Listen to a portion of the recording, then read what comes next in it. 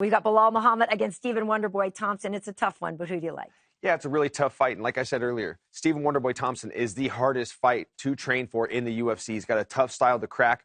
But going back to what I said, having a guy like Ignacio Bahamondes in your camp and having a coach in Mike Valley that's always honing your striking, I'm leaning Bilal Muhammad in this fight. Yeah, I'm going to double down on that as well. He's got the training in the gym to work on the striking. And to beat somebody like Wonderboy Thompson, you have to be very good at wrestling and be able to adapt to both things. Striking fluently into the wrestling, have a good gas tank if you're going to be spending all the energy, trying to hold him down. He has all those things. He just needs to keep his hands up and not get caught.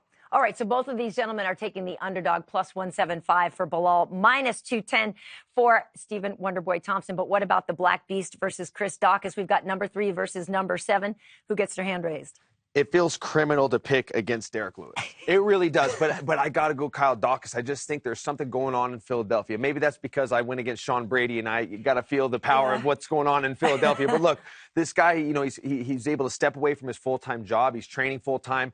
4 straight knockouts and 4 UFC appearances. I mean, that speaks volumes to what type of potential this man has. And as much as he sweats media day, I love hearing the stuff that he talks about. It's going to be a tough fight for both men, but I'm leaning Daukaus. I'm high on Daukaus. It's tough for me to go against Derrick Lewis as well. It's speed versus power in this fight. I got to go with the power of Derrick Lewis. And here's why. Chris Daukaus, as beautiful as he is when he's fighting, very good.